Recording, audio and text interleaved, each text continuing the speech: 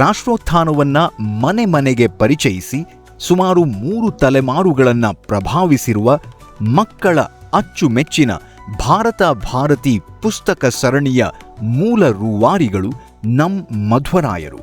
ಅವರೊಬ್ಬರು ಅತ್ಯಂತ ಪ್ರತಿಭಾನ್ವಿತವಾದಂಥ ಬಹಳ ವಿಶೇಷವಾದಂಥ ವ್ಯಕ್ತಿ. ಸಂಘದ ತುಂಬ ಪ್ರಮುಖರೇ ಆಗಿದ್ದು ಮತ್ತು ಬಹಳ ದೊಡ್ಡ ದೊಡ್ಡ ಯೋಜನೆಗಳನ್ನು ಕನಸುಗಳನ್ನು ಕಟ್ಟುವಂಥ ಒಬ್ಬ ದೊಡ್ಡ ಕನಸುಗಾರ. ಎಂತೆಂಥ ದೊಡ್ಡ ಯೋಜನೆಗಳನ್ನು ಅವರು ಯೋಚನೆ ಮಾಡಿದ್ರು. ಎಂತೆಂಥ ಈ ಭಾರತ ಭಾರತಿ ಪುಸ್ತಕ ಸಂಪದದ ಪೂರ್ತಿ ಯೋಜನೆ, ಎಂಟೈರ್ ಡಿಸೈನ್ ಪ್ಲಾನ್ ಅದೆಲ್ಲದೂ ಮಧ್ವರಾಯರದ್ದು ವಿಶೇಷ. ಅಂದ್ರೆ ಅವರು ಏನೇ ಯೋಚನೆ ಮಾಡಿದ್ರು ಒಂದು ಬಹಳ ದೊಡ್ಡ ಪ್ಲಾನ್ ಮಾಡೋರು. ಅದು ಅವ್ರು ಎಷ್ಟು ಸ್ಫೂರ್ತಿಯುತವಾಗಿ ಅದನ್ನ ನಮಗೆ ಎಕ್ಸ್ಪ್ಲೈನ್ ಮಾಡೋರು ಅಂದ್ರೆ, ನಿಜಕ್ಕೂ ಅವ್ರೇನು ಒಂದು ಯೋಜನೆ ಹೇಳ್ತಾರೆ ಅದನ್ನ ಮಾಡೋದಕ್ಕೆ ಬೇಕಾಗಿರೋ ಕಾರ್ಯಕರ್ತರನ್ನು ಹುರಿದುಂಬಿಸಕ್ಕೆ ಬೇಕಾದಂಥ ಒಂದು ವಾಕ್ಪಟುತ್ವನೂ ಅವರಿಗೆ ಬಹಳ ಅದ್ಭುತವಾಗಿತ್ತು. ಒಬ್ಬ ಕನಸುಗಾರ, ಒಬ್ಬ ದೊಡ್ಡ ಯೋಜನೆಗಳನ್ನ ಮಾಡಬಲ್ಲಂತ ಹರಿಕಾರ.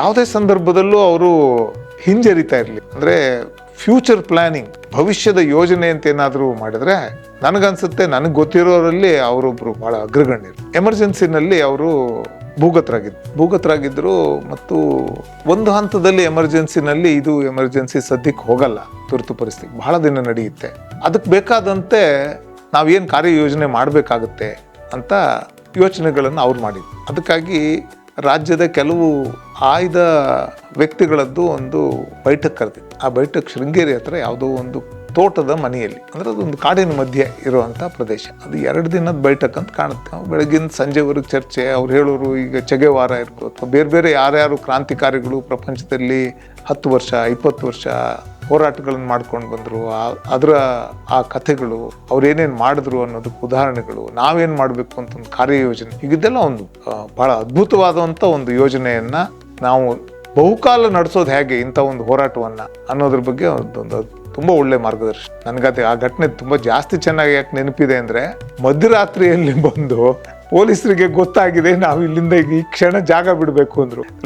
ರಾತ್ರಿ ಎದ್ದು ಓಡಿ, ಬಸ್ಸು ಕಾರು ಏನೂ ಇಲ್ಲ, ನಾವು ನಡ್ಕೊಂಡು ಹೋಗಿ ಆಮೇಲೆ ನನಗೆ ನೆನಪಿದೆ, ಆಮೇಲೆ ಶೃಂಗೇರಿ ಬಸ್ ಸ್ಟ್ಯಾಂಡಲ್ಲಿ ಹೋಗೋ ಒಂದು ಮೂಲೆಯಲ್ಲಿ ಕೂತಿದ್ದು, ಯಾವ ಬಸ್ ಸಿಕ್ಕುತ್ತೋ ಅದು ಹತ್ಕೊಂಡು ಆಮೇಲೆ ಹೊರಟಿದ್ದು. ಭಾರತ ಭಾರತಿ ಕಲ್ಪನೆ ಕೊಟ್ಟವರು ಮಧ್ವರಾವ್. ಮಕ್ಕಳಿಗೆ ಒಂದು ಸಣ್ಣ ಸಾಹಿತ್ಯವನ್ನು ಕೊಟ್ಟರೆ ಅದು ಮಕ್ಕಳಿಗೂ ಲಾಭ ಆಗುತ್ತೆ, ಬೇರೆಯವ್ರಿಗೂ ಲಾಭ ಆಗುತ್ತೆ ಅಂತ ದೃಷ್ಟಿಯಲ್ಲಿ ಅದೊಂದು 510 ಮಹಾಪುರುಷರ ಪಟ್ಟಿ ಮಾಡಿ ಆ ಥರದ ಇಡೀ ದೇಶದ ಮಹಾಪುರುಷರ ಪಟ್ಟಿ ಕೊಟ್ಟದ್ರಲ್ಲಿ ಅವರು ಬಹಳ ದೊಡ್ಡ ಪಾತ್ರ.